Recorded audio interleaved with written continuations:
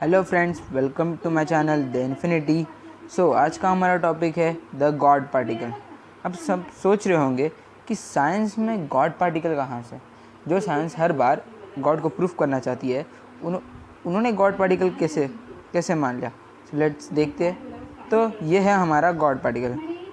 एक बड़ा ही, आप देख रहे होंगे, एक मैथमेटिकल इक्वेशन है, बट इसी की वजह से आज हम गॉड पार्टिकल को जानते हैं। और वैसे इस पार्टिकल को एक्चुअल में गॉड पार्टिकल नहीं कहा जाता, इसका नाम अलग है। बट ऐसा क्या हुआ कि इसका नाम गॉड पार्टिकल रखा गया, ये मैं आपको वीडियो के एंड में बताऊंगा। Let's start. ये है पीटर हिग्स, जिन्होंने गॉड पार्टिकल्स का ये जो आप मैथमेटिकल इक्वेशन देख पा रहे हैं, उन्होंने इसे डिराइव किया था। और इन्हीं की वजह से गॉड पार्टिकल ऐसा कोई पार्टिकल है इसे हम समझ सकें।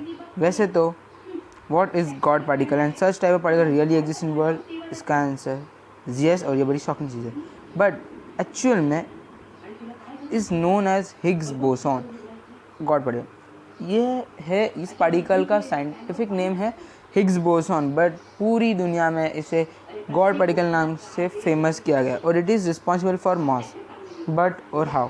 वैसे आपको ये चीज़ सुनकर शॉक नहीं लगता कि ये पार्टिकल मास के लिए रिस्पॉन्सिबल है। वैसे इसे समझने के लिए आपको पहले फील्ड थ्योरी समझनी, बड़ी ही आसान थ्योरी है। आपके सामने एक छोटा बॉक्स दिख रहा है, इसमें कुछ है क्या? अब गौर से देखेंगे तो यहाँ कुछ नहीं है। तो यही इस थ्योरी है। सोचेंगे जहाँ कुछ नहीं वहाँ थ्योरी कैसे?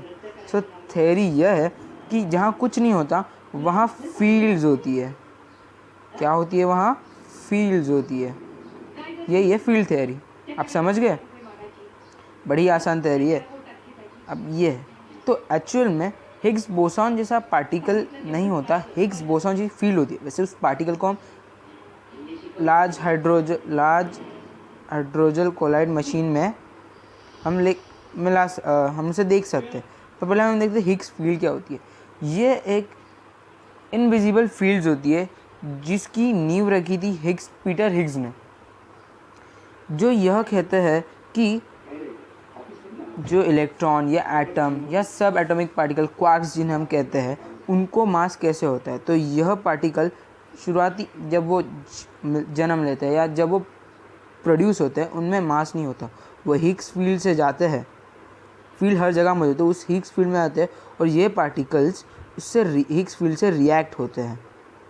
और ज़रूरी नहीं कि हर पार्टिकल हिग्स फील्ड से रिएक्ट हो। और आप जानते हैं हिग्स फील्ड से, अब मैं आपको पहले ये बताता हूँ, हिग्स फील्ड से रिएक्ट होते हैं और फिर उसका मास बढ़ जाता है। यानी कि उसमें मास आ जाता है। एक्चुअली मास बढ़ता नहीं है, उससे मास आ जाता है। और ये डिपेंड करता है, अगर ये इलेक्ट्रॉन ये डिपेंड करता है उस पार्टिकल से जो हिग्स फील्ड में जा रहा है, कि वो मैं आपको एक बार दिखा देता हूँ। ये डिपेंड करता है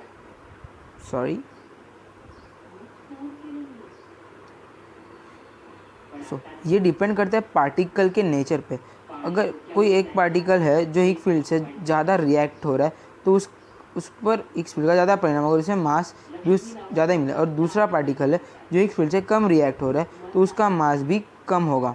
यानी कि हमारी बॉडी भी, अगर हम बॉडी को अच्छे देखें तो भी वो एक एटम के स्वरूप में दिखेंगी। तो उसे मास कहाँ से मिला? तो हिग्स फील्ड से मिला।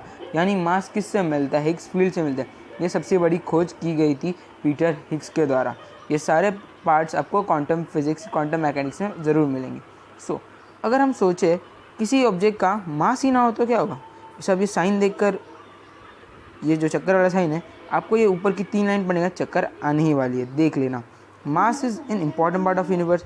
यह हम सब जानते हैं कि मास की वजह से हम ग्रेविटी को एक्सपीरियंस कर पाते हैं। मास की वजह से हम फोर्स लगाते हैं, क्योंकि फोर्स का फॉर्मूला क्या है? Mass into acceleration. तो अगर मास ही नहीं होता तो क्या होता? ये मैं थोड़ा क्लियर कर देता हूँ आपको अच्छे से दिखने के लिए।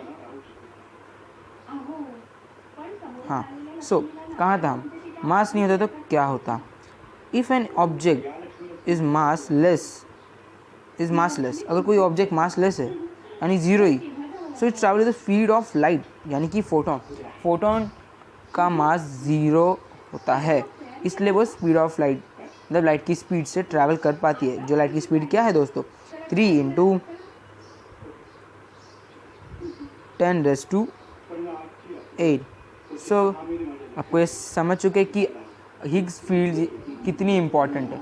वैसे हम आगे पढ़ेंगे, मैं आपको अगली वीडियो में ये भी बताऊंगा कि हिग्स बोसॉन ये पार्टिकल कैसे मिला और इसकी प्रॉपर्टीज़ क्या है। इस सब के बारे में हम हमारे पार्ट 2 में देखेंगे, पर मैं अभी जाते जाते आपको ये खुलासा कर देता हूँ कि इसका नाम गॉड पार्टिकल क्यों रखा गया। ये जो आप सामने देख रहे लियोन लैंडरमैन, इन्होंने पब्लिश किया अपने साइंस जर्नल में इस पार्टिकल के बारे में लिखा था। और इस पार्टिकल के जो संचालक थे, मतलब जिनकी ये जर्नल थी, वो चाहते थे कि इसका नाम कुछ अच्छा रखा जाए। शुरुआती में ऐसा इस पार्टिकल का नाम रखा गया था जो पब्लिश नहीं हुई थी, बस सोचा गया था कि नाम क्या रखेगा। तो नाम रखा कि पार्टिकल ऑफ गॉड, पर उस संचालक को ये नाम कुछ अच्छा नहीं लगा, सो इस नाम को कैंसिल किया गया और फिर इसका नाम रखा गया द गॉड पार्टिकल। और उसके बाद हिग्स बोसॉन, ये पार्टिकल पूरे वर्ल्ड में हिग्स बोसॉन नाम से फेमस है। ये हिग्स बोसॉन पार्टिकल कैसे मिला, इसके बारे में मैं आपको अगली वीडियो में, इसका नेचर क्या है और इसकी इम्पोर्टेंस में और अच्छे से मैं डिटेल में बताऊंगा।